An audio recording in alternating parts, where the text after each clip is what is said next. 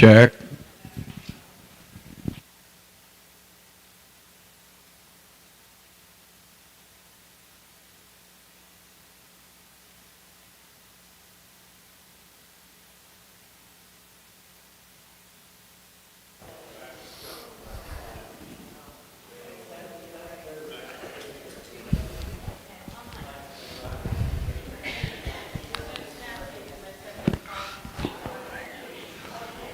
Good evening.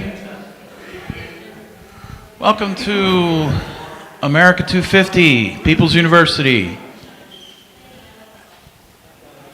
May I have your attention, please? I'm going to put you in the back of the class. Thank you. Tonight's class is about the end of the war. So why do we have another class? Well, we're going to go in deeper next week with Lori Glover on the process of creating a means of self-government, a blueprint of abstract ideas into a viable structure, specifically the Constitutional Convention, the ratification debates, and the creation of the Bill of Rights, all of which is important for us here in the 21st century because it's still the blueprint we use, hopefully. Then on Tuesday, well, that's next Thursday. I'm going out of order here, so don't get confused. But on Tuesday, Bob Gaudio will be here, so there's our second part of our Wheel Vegas week. He is performing Neil Diamond. Yeah, and he will sing that song, don't worry. It'll probably be the encore. And the Tuesday after that, on the 11th, Anne-Marie LaFaso, some of you may remember her, she's been here before. Her topic is the founding women and the revolution. So tonight, Michael, this being Michael, is back. He has come back. So apparently we were too easy on him. Michael Giorgiani is a lifelong Western Pennsylvania resident with a deep passion for American history, particularly the Civil War and the role of Pittsburgh in our nation's development. He's taught middle school social studies in the Hempfield Area School District for over 25 years.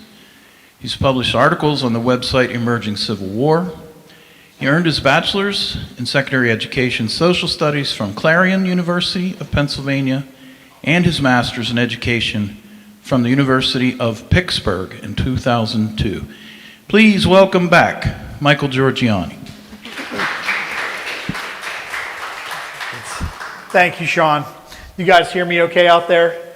Okay. Thank you. It's a pleasure to be back. It's an honor to be part of any program Ohio County Public Library has, and to see so many familiar faces. As Sean said, I'm a teacher, and I had a flashback to the school year when he was threatening to move people's seats there for a minute, trying to get your attention. I said, this is what's coming at me in about 3 weeks. So, that kind of made me think of it early. So, like I said, it's great to be back, part of the America 250 Class 6 Siege and Surrender is going to be our topic tonight. And if you saw Rob Orison's fantastic presentation on Battle of Camden, the Southern Campaign in 1780 last Thursday, and I think many of you probably were here for that, I'm going to just touch on that a little bit as we lead into 1781 and eventually that siege and surrender at Yorktown, famous with Cornwallis there in the picture.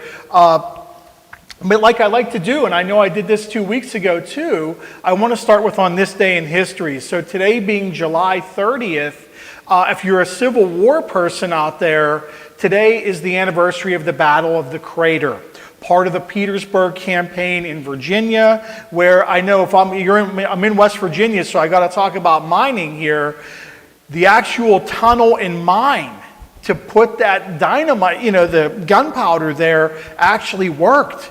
It was this assault afterwards which turned into a disaster, leading to thousands of casualties on the Union side and it being unsuccessful in taking the defenses at Petersburg. However, today is the day of the actual, when you hear people say the crater, that's what they're talking about. I have not been to Petersburg and seen this, but it's on my bucket list to travel there and actually see it. Okay, so let's get started and straight onto it. So the focus I want to do in this next hour or a little bit less, you're probably thinking, why is he starting with the Articles of Confederation? Because wasn't that being used since 1777? Yes, it was being used, but it's not officially ratified until March of 1781. And we're going to talk about, okay, what's the conditions that our founding fathers are actually faced with when they're trying to create our first national constitution, our first national government. And I'm going to talk about weaknesses, I'm going to talk about strengths, probably a little bit more about weaknesses, and then look at some of the immediate causes which led to 1787 people saying, you know what, this isn't going to work. We need to go in a different direction.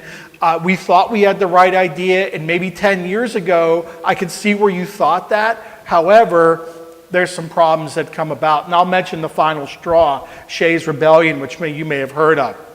Really quickly, I want to talk about, obviously, continue what Rob Orson had mentioned with 1780, 1781. It's going really, really well for the British in the South in 1780. They probably had us on the ropes, much like they did at the end of 1776.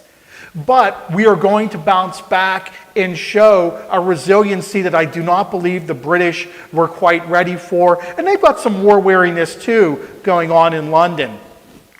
But I want to look at some of those first 3 months leading up to March 15th, Battle of Guilford Courthouse, 1781, and how that's something where I think in those 3 months, it's not like the 10 crucial days, from Trenton, Assunpink Bridge, and then Princeton, but it's certainly going to be a series of successful events for the Union. Big time, we're going to talk about the siege and surrender at Yorktown in 1781. It's not just an artillery duel. It's not going to just be the French Navy. It's both of those things, and they play a huge part, but there's going to be a part that actually is probably only about 45 minutes long that was really key to taking the defenses at Yorktown. I also want to mention tonight some connections to Wheeling in the Upper Ohio Valley, and that's going to be the Gnadden-Hutton Massacre, which is about 55 miles away from here in Tuscarawas County, Ohio, which is it's an uncomfortable part of history. It's a difficult part of history. It's a profound injustice. It's something that's hard for me to talk about because how do you put a spin on this? I want to honor the fallen, honor the people that were killed, and just present you with the facts on the Gnadden-Hutton Massacre and the Second Siege of Fort Henry, the Betty Zane gunpowder exploit. And I want to mention too, and I was just upstairs like many of you looking at the A Republic If We Can Keep It exhibit that Sean and Julia, everyone here had put together. Gnadden-Hutton Massacre, there was a series of land grants that were actually given as a form of reparation for the victims and their ancestors by Presidents Jefferson and President Adams. Those copies, those actual land grants are upstairs, which I think will be on display till the end of 2026. I'll talk a little bit more about how this comes to be and what exactly people were thinking doing something like this, in 1781.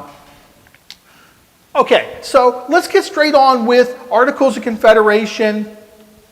Like we said, 1777, they're pretty much using this, officially adopted on March 1st, 1781. One state, the state of Maryland, was completely holding up the works, but they had kind of a good reason to do that. But let's talk about the situation that they're faced with. The level of difficulty that the Founding Fathers have is something I think that's a lot of people don't appreciate. They just look at this and go, look at these weaknesses. How did you ever think that was a good idea? Like, these are the best people we had, the brightest minds we had in government, and this is what you came up with. But I think they're trying to create a new government while fighting a war for independence with a very loose affiliation of states. 4 of those states, New Hampshire, New Jersey, Virginia, and South Carolina, I believe, already had state constitutions for their state alone. They have their own idea of what government's supposed to be. When they sit in a room with everybody else, they're all bringing their own ideas to the table. You're all looking, you know what that's like. Hey, I look at it differently, and I think that's actually what's happening. The capital of the United States had to be moved 8 times during the Revolution. So these guys, they're fighting an uphill battle trying to do this. We're coming out of the Declaration of Independence. We want to unify the states together and provide guidelines of how that government will work. There's one branch of government, and that's the legislative branch. So right away, it's nothing like what you're thinking of as national government right now. The independence of the states are going to be preserved under the Articles of Confederation. Issues that they will face in the Constitutional Convention 10 years later are already on the table. What issues am I talking about? Okay, what powers does the national government have? What powers do state governments have? How do you deal with representation in the states? Is it one person per state? Okay, well, your state has 1 million people, your state has, half as many. Should it be 1-to-1 like that? Or should it be based on the number of people? And that fight's going to continue on well into the Constitution. They're also dealing with ideas of states claiming land. And where we're at right now was part of Virginia. Where I live in Westmoreland County, Pennsylvania, and the eastern suburbs of Pittsburgh, they actually thought they were in Virginia too. So the actual states couldn't decide. Connecticut, very small state now. If I showed you a map of then, Connecticut thought they were like Texas apparently. They thought they were gigantic. So they actually had a different idea also. So we've got some problems here. All of this is happening while we're trying to fight and fund a war that will go on, for 6 to 8 years, depending on when you count the official end. Final draft adopted November 15th, 1777 of the Articles. Maryland will drag their feet. Most of the states by 1779 had ratified it. Well, we need everybody. It's got to be everybody for this to actually go into play. Maryland demanded that Virginia cede some of that land in the West that they were claiming, fearing that they were going to be such a big state and their influence would be so overwhelming. They were actually afraid of that. Finally, they said, look, if you just put something in this that says Congress has to approve where the state lines are, we'll vote for it. Well, finally they do. On February 2nd, 1781, it becomes the official document on March 1st. It will only last, though, until 1788. So it's not even going to last 10 years. I think if I could close, before I get into the weaknesses here real quick, it reflects our leaders' priorities. It reflects our leaders' values. And maybe more than anything, it reflects the political mindset that people had. So keep all that in mind as I'm talking about these weaknesses and so on. It's the experimental, it's the bridge between basically the Continental Congress, state governments having their own constitution, and what's going to come in 1788, 1789, the United States Constitution. Okay, so when we look at weaknesses here, the first thing you're probably like, that's not a weakness, that's awesome, right? No power to tax, The government does not have a source of income that they can rely on. They can ask the states, they can suggest to the states, hey, we need money for soldiers at Valley Forge. They've been sitting up there in the cold, they have not, or we need money for, funding some new regiments. They're actually saying to them, we need you to have this money. The states could ignore them. And it's not like, hey, we asked you for money for the war that we're fighting for you. I don't think we're being out of line asking you that, but they had no power to tax.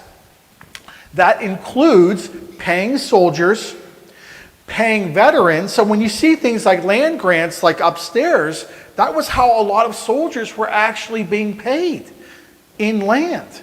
Where I live, between Greensburg and Latrobe, there's a land grant to John Proctor, literally a half a mile from where I live.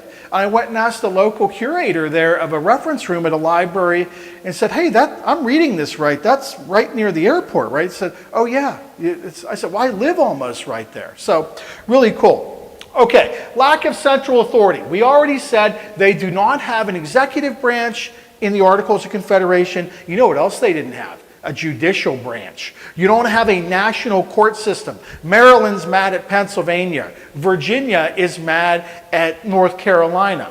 We need to settle this somehow. Both state courts are in disagreement. We had no way to settle that. So that's going to be a problem resolving disputes. Inability to regulate trade. When these states got mad at each other, well, first of all, they're printing their own money, which makes it difficult.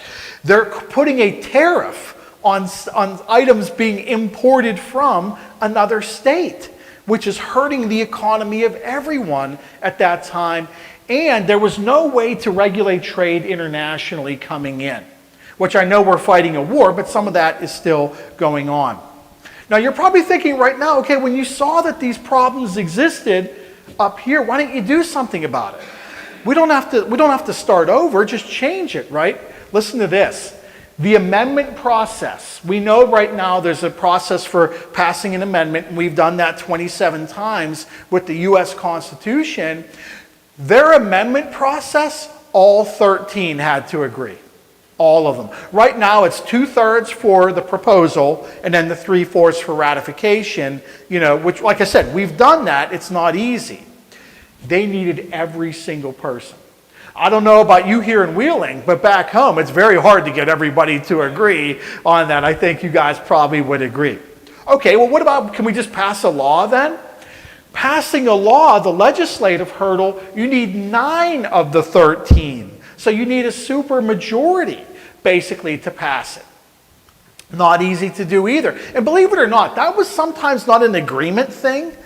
It was more of an attendance thing. I can't even get 9 of the people here in the room to vote.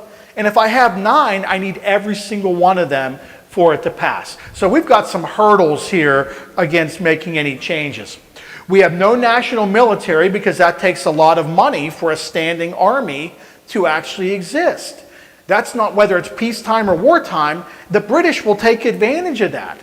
When I was telling my 8th graders, there's British forts in the West until 1795. And they're like, well, I thought you just said the revolution ended in 1783. How could the British have? Because we couldn't do anything about it, at first. Not till Jay's Treaty in 1795.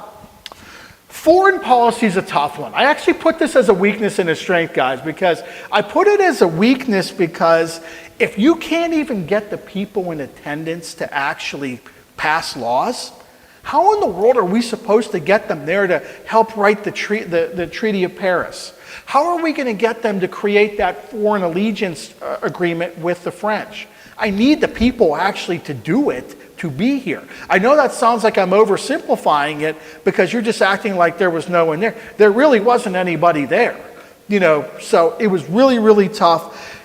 The framework was there. The framework is there. Okay, let's talk some strengths, because now that I've thrown it under the bus completely, it did do a couple things that I think actually worked out. I looked at sources that said, well, basically, the Articles of Confederation successfully managed the Revolutionary War. And I don't know if I would call it a successfully managing it. That makes it sound smooth. That makes it sound like there was no bumps in the road. There was bumps in the road. I put they survived the Revolutionary War, basically. Yes, there were treaties that were made. There was the written agreement with the French. We made it work, basically, but it was definitely difficult. Being I'm a Pittsburgh kid, I want to say this too, that the first actual treaty with Native Americans is in 1778, the Continental Congress making the Treaty of Fort Pitt with the Delaware.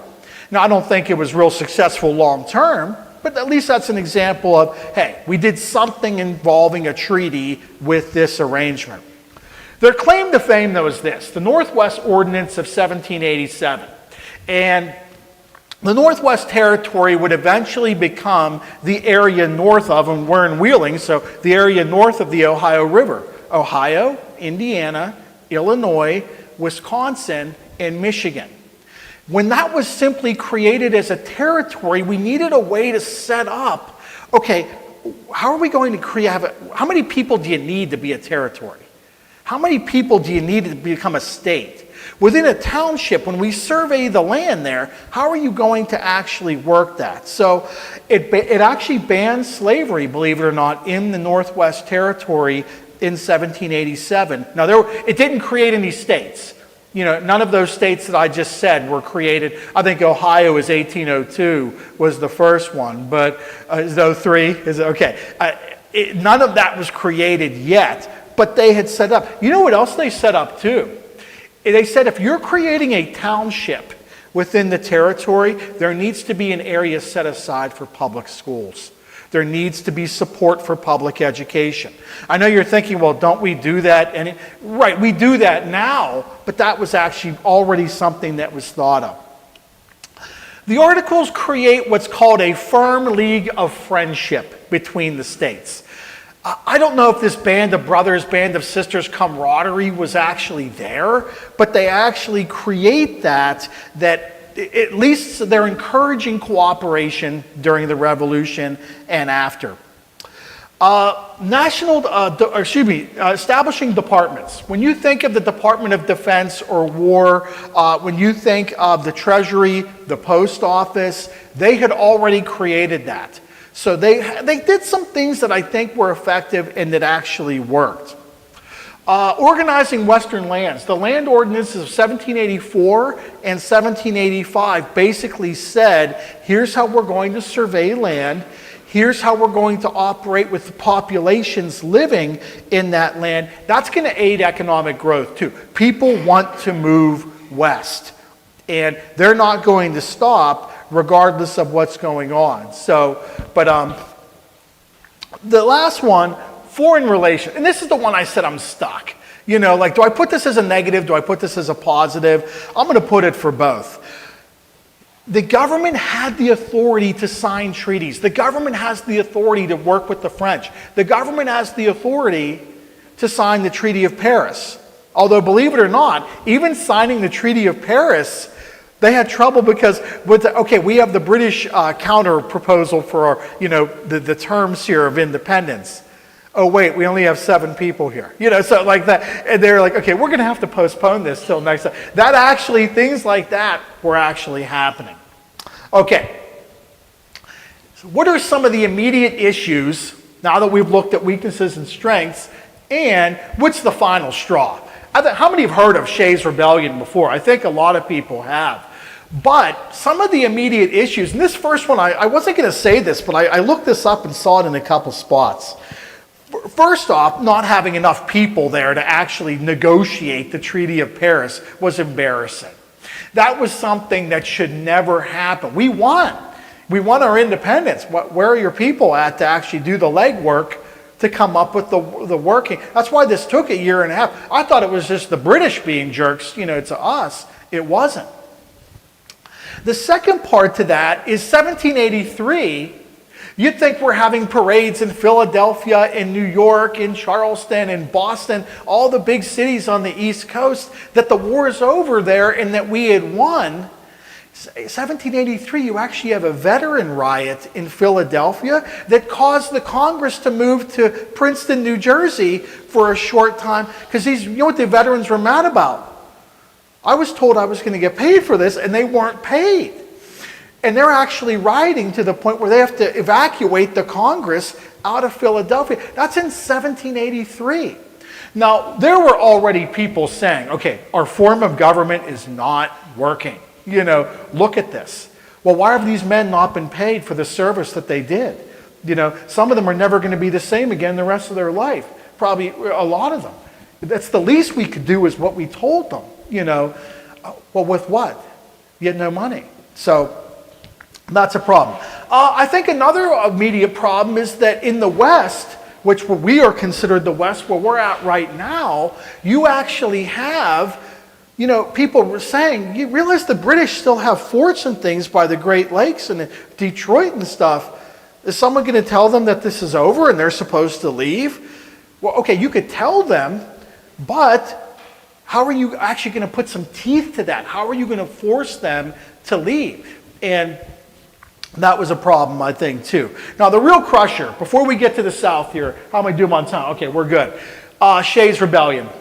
The second half of 1786 into 1787, and the real big moment is going to be January 25th, 1787. And I know I'm gone way ahead. I'm just trying to show you why the Articles of Confederation totally get thrown out here. Anybody that was still holding on to hope that the Articles worked, when Shays' Rebellion happens, they're like, okay, I hate to admit it, we need to make a change. Daniel Shay is a Revolutionary War veteran living in Massachusetts, and he had become like a de facto leader of veterans living there that basically were seeing their land foreclosed, all of their savings basically gone because they weren't paid. The state of Massachusetts is now taxing them, and they couldn't afford it. Some of them had said, yeah, I got a land grant. I traded that in because I wasn't getting any money. I was stuck with losing everything I had. At courts, local courts, you actually had, veterans like Daniel Shay showing up, blocking the proceedings from happening at like lower courts. But finally, on January 25th, 1787, 4,000 veterans attempt to attack the Springfield, Massachusetts Armory, take control of all the weapons there, and that's when basically people look to the federal government and say, we have basically a revolt happening in Massachusetts. Are you going to do something about this? And they did not have an army. They didn't have the money to pay. So who puts down Shays' Rebellion? State militia, private militia get together and are able to stop it. But everybody else realizes we need to make a change. I think that who some of the people that were the first to call out the loudest for a new type of government are actually going to be officers and people that had served in the military during the Revolutionary War. They said, this is what we put up with the whole time during the war. And now all of you are seeing this, even in peacetime, how terrible this could be. All right. You guys still with me? Let's take real quick 5 minutes. Let's do the South. Like I said, continue on, and then we'll get to Yorktown, and I want to do that Upper Ohio Valley connection too. I put turning the tide January through March of 1781. I think the three big battles of 1780 that almost had the British thinking they were going to win, much like they did in 1776. Charleston, the siege and taking of Charleston, South Carolina. The famous Battle of Waxhaws with our old friend Tarleton, who had basically, sometimes that's called Buford's Massacre.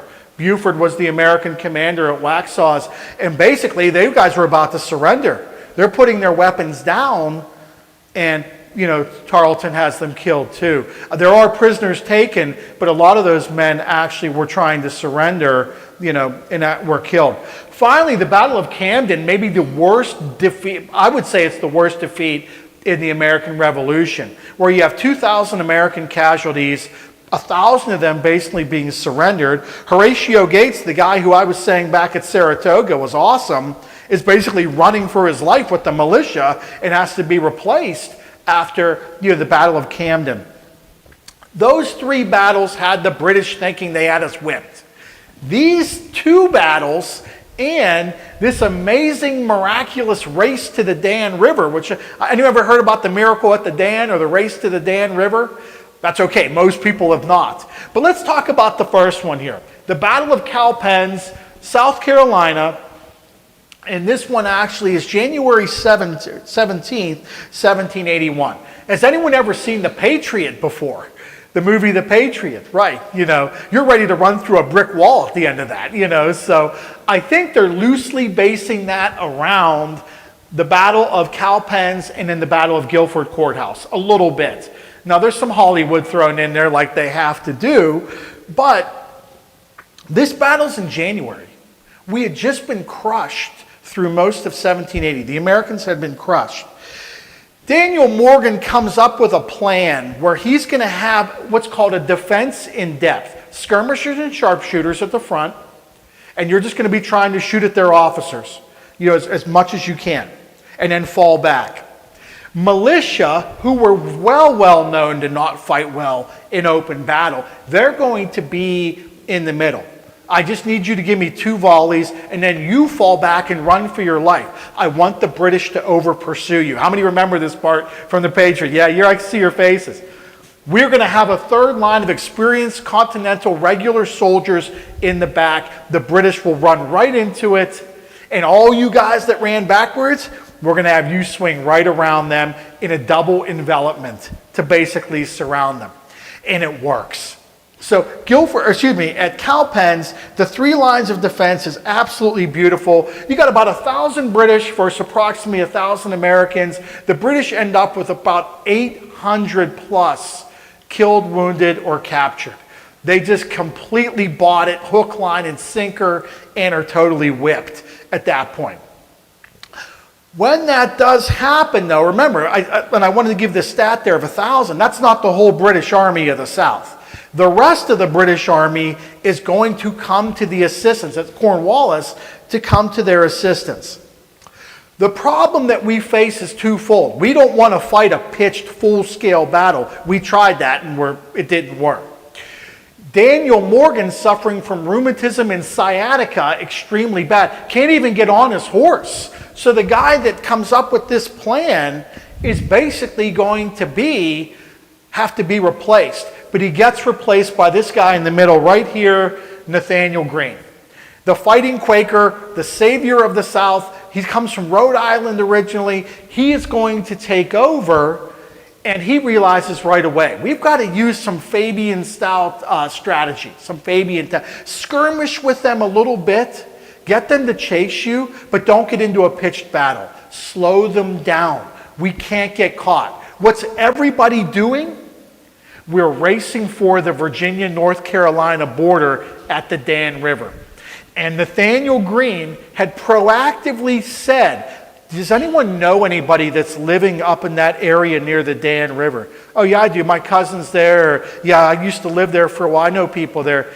Get everybody there to get all the boats within 10, 15 miles, all the boats arranged for us as soon as we can get through these North Carolina swamps, which they had froze. So it made a much quicker movement. As soon as we can get there, we all get on the boats and get across the river to Virginia. And it worked. They raced to the Dan, 200 miles.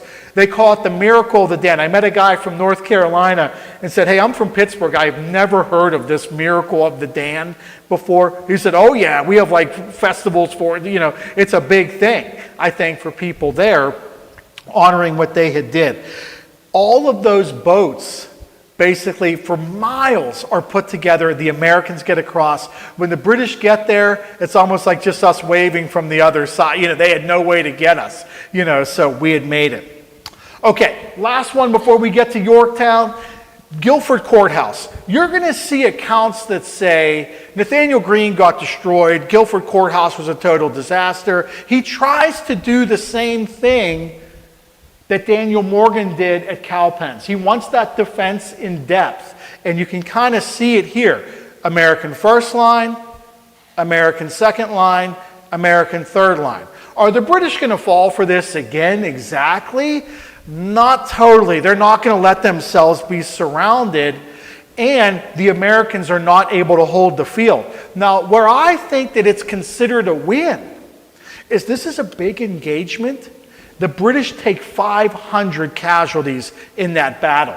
And I put this quote up here because that's a British politician that said that. You're trying to spin this like we won, but look what it says. Another such victory would ruin the British Army. They can't sustain these type of losses. They can't sustain supplying their men anymore in the deep south like this, and they'll eventually have to abandon their plan. Guilford Courthouse, if you're wondering, is near Greensboro, North Carolina, kind of in the interior of North Carolina. When that battle is over, basically the British Army is going to have to move, toward, first they'll move to Wilmington, North Carolina, and then into Virginia. All right, you're ready for the big show, right? You're ready for Yorktown. Here we go. And I was a fan of World War II growing up history from both my grandfathers serving in World War II. And when I think of Saratoga and Yorktown, I think of the aircraft carriers. So I don't know if anybody else, when I keep saying that, how many knew those were aircraft carriers, the Saratoga? Sir with the Navy hat on, I know he does, and the York. There actually might have been two Saratogas. There might have been another aircraft carrier that was made after it that served in Vietnam and then beyond. Okay, so we got a 3-week siege on the peninsula of the York River that's going to be the defining moments that actually will lead to the end of the war. At least the end of the war in the East. Where we're talking about right here in Wheeling, West Virginia, you got fighting with Native Americans going on in this area for the next 10 years, after that. So it's not over for people in the Ohio country. So it's a 3-week, sorry, can you guys still hear me? 3-week siege, and the French aid that we get is going to be critical during this time. Both sides are exhausted, we get that. 6 years of war, everybody wants a solid victory. Britain thought they were going to be having victory parades in 1780. Why are we now on the ropes here in Yorktown? America is facing huge debt too.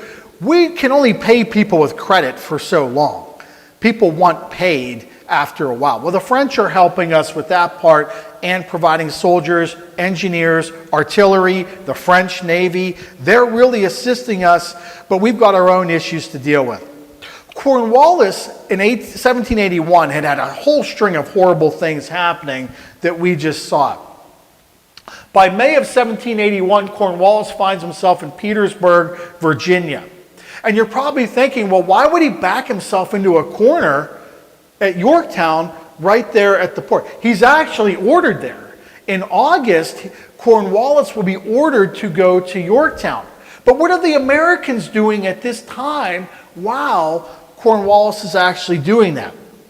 Washington and Lieutenant General Rochambeau are up in the New York area trying to think of their next move. We've got the British Army in New York, and we've got the other British Army in the South. Who do we focus on right now? Do we focus on New York, which is closer, or do we actually take a risk and actually assist the 12,000 Americans that are already in the South, Lafayette's ready to surround, Cornwallis at Yorktown. But he's not in Yorktown quite yet. Washington gets news, and I think it's from the French, that the French Navy can assist, that if we can actually block from the land Cornwallis, then the French Navy can surround them by sea and provide us the artillery, we can pull this off. Washington will decide to make the march actually to Yorktown. So here's Rochambeau, Cornwallis. I'll get to Hamilton in just a minute because he's going to be playing a role in this too. And by the way, the march to Yorktown starts somewhere around Newport, Rhode Island, will go 700 miles for 3.5 months. It's the largest movement of either army the entire war on land. 700 miles, 3.5 months. You can't really keep that a secret because it's about 9,000 guys that Washington has with him. But the French are supposed to be assisting once they get there. August of 1781, we said Cornwallis is now going to be at Yorktown. He thinks he's going to be resupplied at the Deepwater port at Yorktown. That's the plan. And probably the most overlooked event of the whole Yorktown campaign is on September, let me go back to this slide, September 5th. And that is the Battle of the Capes. The British fleet is trying to come out of the actual Chesapeake Bay. They are intercepted by the French fleet and completely destroyed. They never get to Cornwallis. That's on September 5th. Now, the siege doesn't start for about 3 weeks after that. But now Cornwallis can't be resupplied. He can't be reinforced. And maybe the worst thing, he can't be evacuated. He can't get out. You're going to have to either win or surrender. And you're about to be completely surrounded too. So that's September 5th at the Battle of the Capes. Washington arrives about September 28th with his guys who had been marching for all of that way. The French Navy is going to be there to block them from the sea. And the French engineers start to decide that what we need to do is build these parallel trenches from, here's the British defenses around Yorktown here. So here's Washington, his first parallel, October 9th. We're going to build a parallel trench. We're going to put howitzers, mortars. We're going to put 12, 16, 24-pound cannons into there that can lob shells over the entrenchments that the British have over here. But then they realized, you know what? It'd be helpful if we could get a little bit closer. By October, I know you can't read these dates out there, but by October 14th, I think it's by the 14th, that says 16th, they actually build the second parallel even closer. It's about 300 yards closer, so close that they can actually fire at British ships that were out here, and they're using explosive type of ordnance. So they can catch these ships on fire, they can catch the defenses on fire. These 24-pound cannon are doing serious work to the British bastions and defenses. There's a French artilleryman named Lieutenant Colonel Francois d'Abbeville, who is just instrumental, other than Lafayette and Rochambeau, in assisting at this time. Famously, October 9th, Washington will ceremoniously light that first. We're going to have basically 14 cannons non-stop firing at the British entrenchments. This is Washington actually doing that. The problem that they run into, and you probably can't see it, is here's the second parallel. British have redoubts number 9 and number 10 closest to the York River. Here's number 9. Here's number 10. The parallel of the trench line can't reach the river. We can't surround them. We're going to need to take redoubt 9 and redoubt 10 in an old school climactic infantry assault. Can't do it with artillery. We can't get to those two from there. And initially the plan was to have the French lead both of these assaults. They were a little bit more experienced with this type of warfare. And this guy right here, Lieutenant Colonel Hamilton, yes, that Hamilton, actually says, sir, I think an American should lead the attack on one of them, don't you think? Like you already told, Lafayette or whoever they could do number 9. Can we do number 10?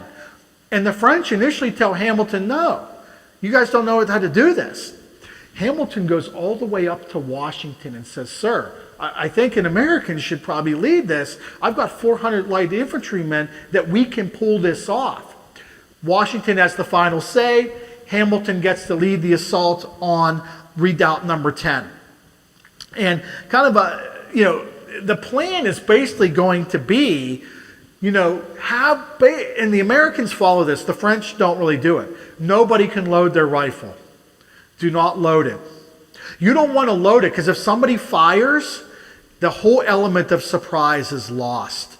Fix bayonets. Do this at 7 o'clock at night.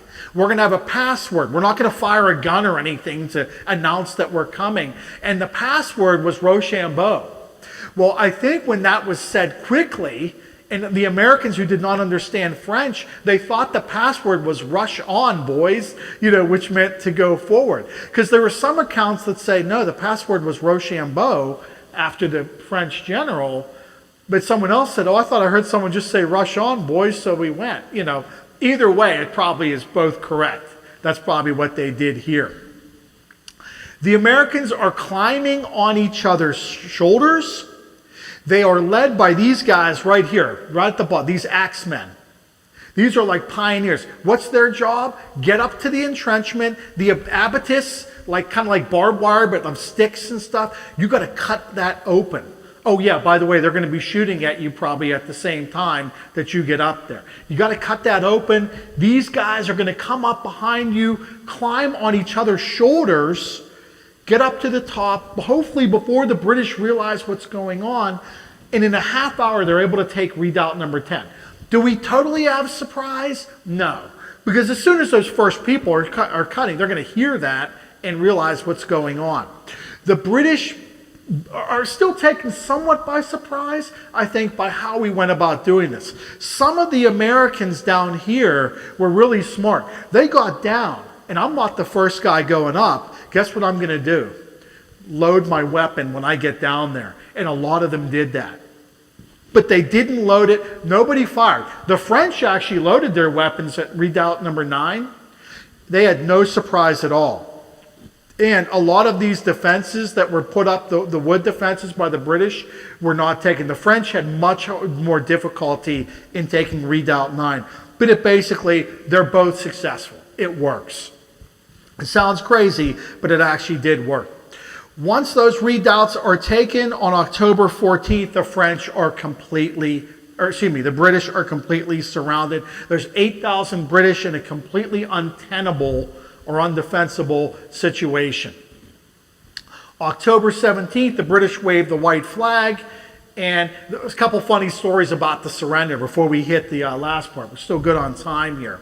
But I think everybody knows that last one. The British band played "The World Turned Upside Down." Well, the ceremony is surrender.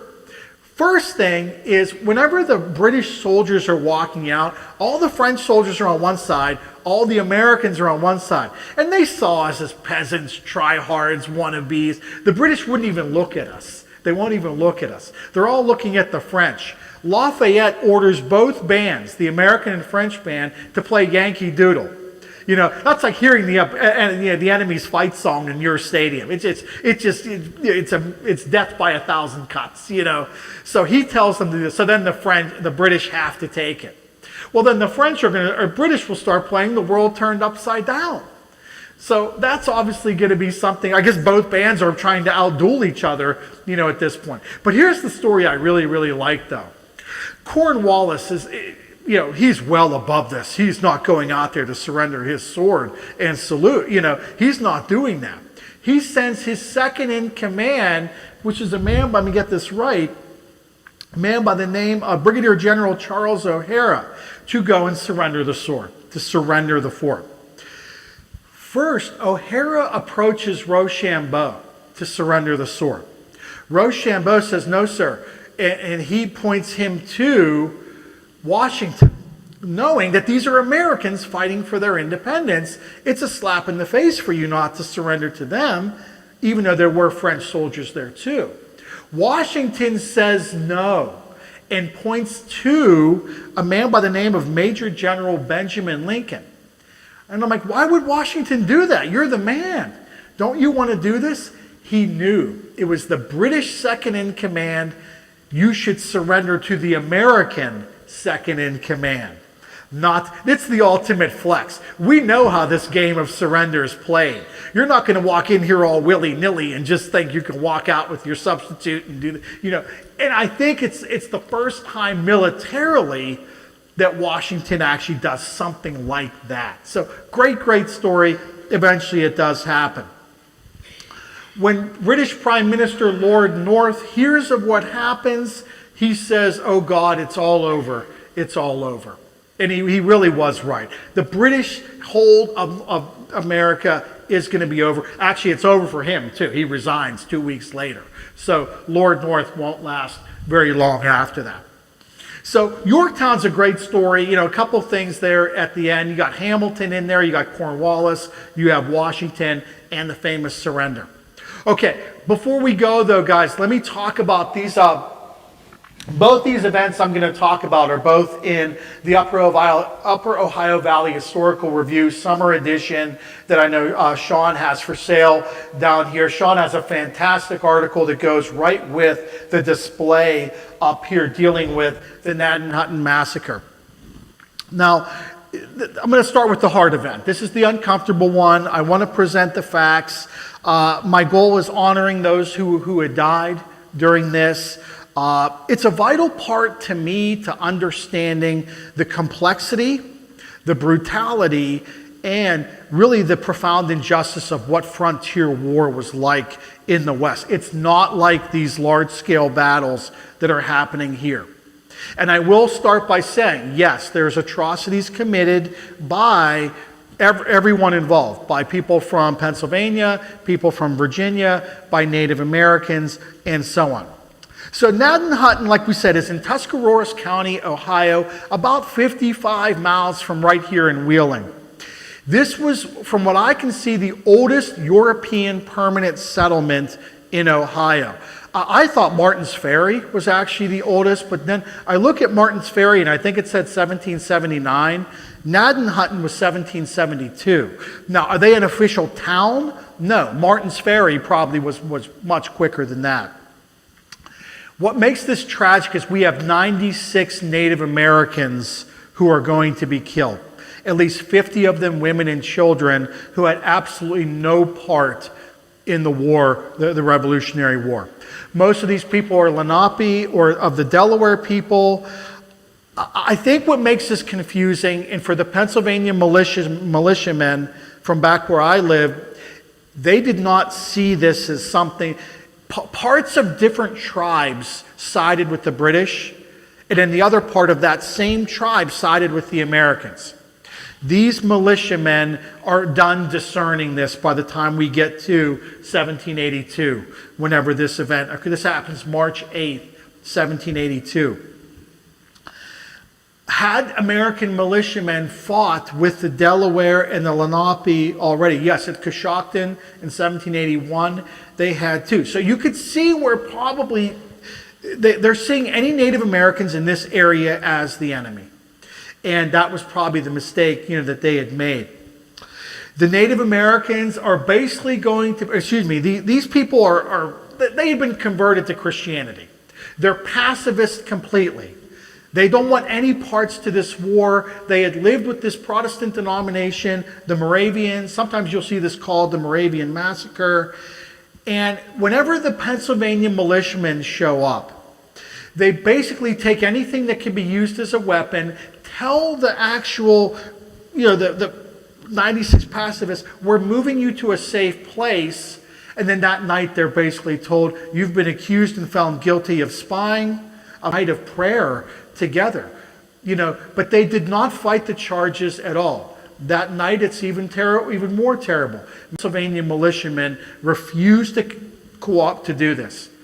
They probably took a chance where, you're going to be dishonorably discharged, you're going to be court-martialed for this. But 18 militiamen said these people didn't do anything. What are you doing? And they wouldn't, I don't know what happened to them. But the next day, these people are actually going to be brutally killed and scalped by the militiamen. The Moravian missionaries who were there basically said these people are martyrs.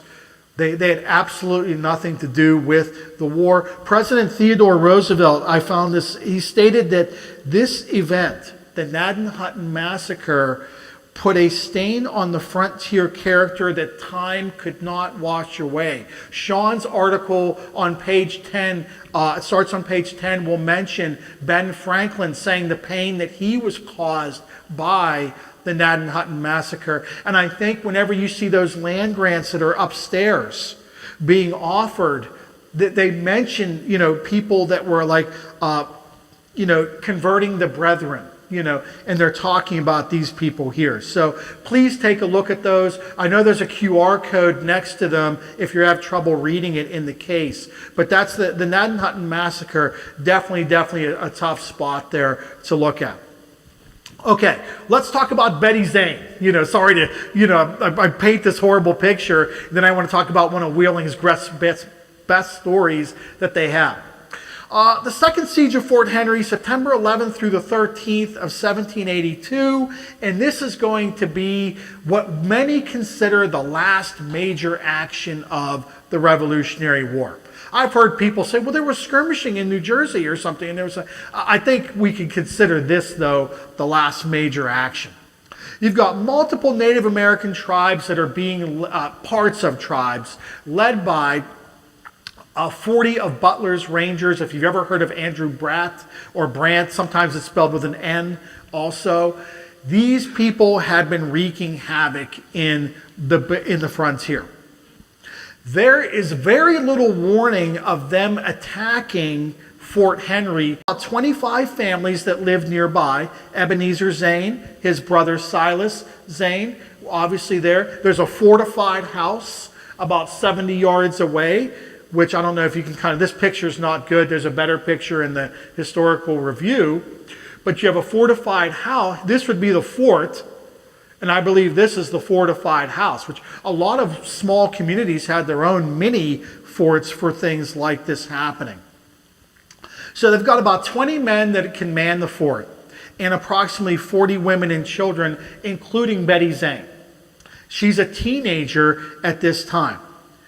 The fort's defenders are told you could surrender right now. Nobody has to get hurt. We could stop this right now. They refuse to surrender, fight off 3 attacks. The fortified house, the Zane fortified house, will also fight off an attack also that night.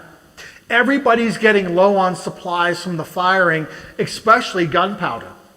So that next day, the gunpowder is running dangerously low. Betty Zane volunteered, and everybody knows this part of the story. Betty Zane volunteers to run to the Zane fortified house where the gunpowder was being kept, because that's where they're usually people were at. You're not going to put the gunpowder in the fort where nobody was there. You're going to put it in the house. And her wording is, we can't afford to lose any men. And actually, only one person is going to be injured in the fort during that second siege.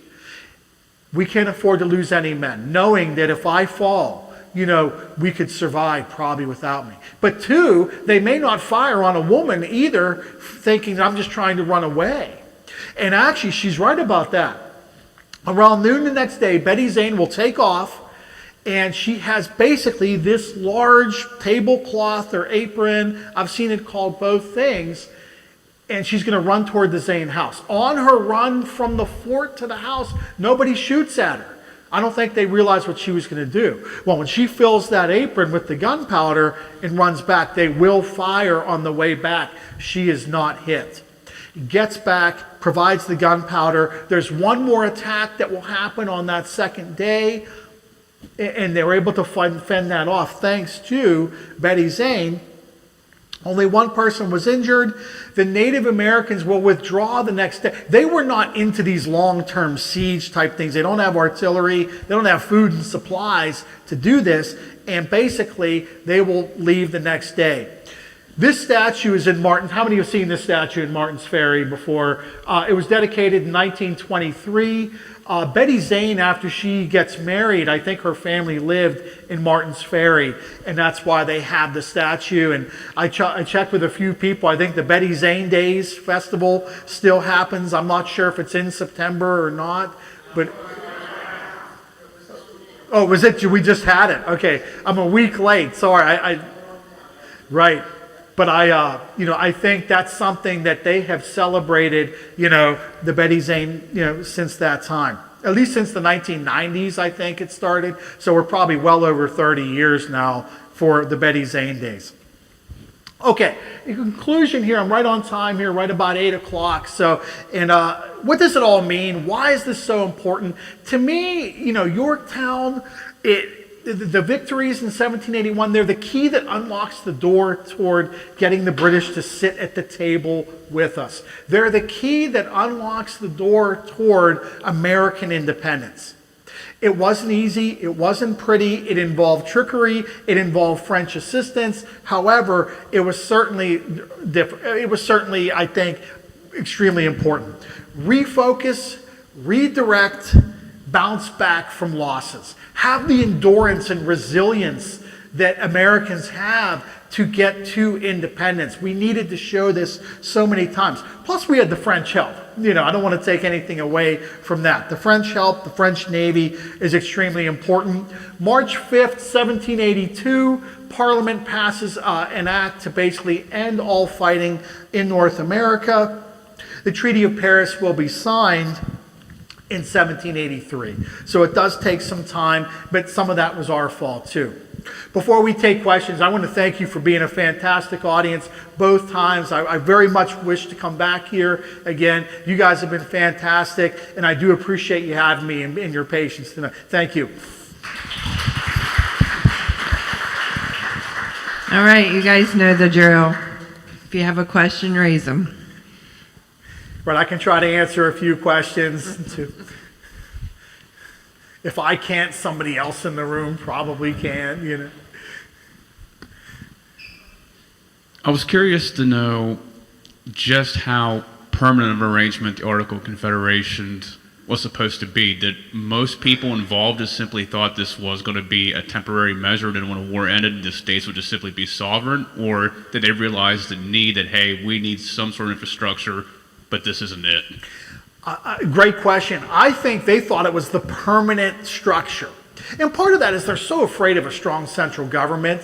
But I actually, the reason I think they thought it was permanent is even in 1787, when they met in Philadelphia for the Constitutional Convention, there were arguments like in the hallway like, hey, I thought we were just fine-tuning the Articles of Confederation. I didn't know you wanted to throw the whole thing out with the bathwater and start brand new. And someone's like, hey, have you been paying attention? It's a total disaster. So I think it was a really, really hard sell to get everybody on board, though. Great question, though. I love that. Sir, I think you may have had one, too. Yeah, I just want to bring it to everybody's attention. 81 years ago today, the Indianapolis was torpedoed. Wow. I know everybody has heard about the Indianapolis. We've had a lot of programming at the library, and the Indianapolis, anniversary. You mean the ship that had delivered the atomic bomb? Yes. Yes. That yes. ship. I think, and you know, I think a lot of people may know that story from the movie Jaws, where the man in there tells about, I was on the USS Indianapolis, and they had delivered the bomb and were on their way back. And I think that's when the torpedoing occurred. And those men with obviously the sharks, the terrible stories, you know, of that too. But I didn't realize that was today. I should have looked that up too. You know what else related? What was that? It was in the newspaper. Oh, okay. So it was in the newspaper today too. There was another one. You know, how many are familiar with Rosie the Riveter? You know, the famous ad from World War II. You know, in women's history, that's obviously extremely. We can't give enough attention to that. Somebody had said the original Rosie the Riveter had died or something. She was 100 years old. But then I read another thing that said they had used different women, I think, for, you know, those ads. So what somebody calls the original and somebody else does, it may not be the same thing. So, Julie. Yeah. Hey, I've got cards and stickers up here again too. So you guys took a lot of my great stickers last time, but feel free to take more though. Yes. Whatever happened to the rebellious people, the Shea, I believe you said his name is. Do I read that right? Because my eyes are bad. What happened? Did they get court-martialed? What exactly happened to them? No, some of those people were actually, I mean, they were killed in the battle to actually retake the Springfield Armory. You know, some of them tried to, I think, surrender and just fade back into civilian life. But I do think there were people, I don't know the exact number, but I do believe there were people killed actually when the state militia and private militias had to retake them. They were serious. They were going to take over the government. But since I think they mostly were they were veterans. I don't know if they could be court-martialed, but they were still subjected to civilian law. But I think even worse is they weren't willing to give up. And some of them paid with their lives, you know, so. But yeah, that's a great one. I'm pretty sure Daniel Shea was killed, you know, too. So, but he had about 4,000 people, you know, with him too.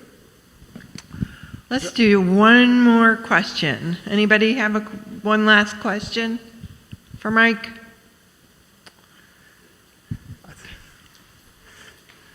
Thank you guys for sticking with me too. So I'm trying to fine tune my presentations. I'm going to be speaking at Bushy Run coming up on Saturday. And they told me, hey, Mike, you have like 20 or 25 minutes.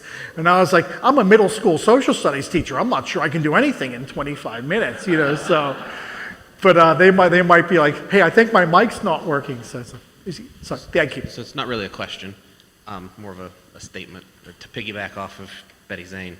We're actually going to be doing the reenactment of Betty Zane's run Labor Day week. Which weekend was it? Labor Day weekend. Labor Day, okay. So And is it in Martins Ferry or is It's it here in Wheeling. Wheeling? Okay. Please look out for that in the Intelligencer or anywhere else, to see information about the Betty Zane run. Good stuff. Hey guys, thank you again.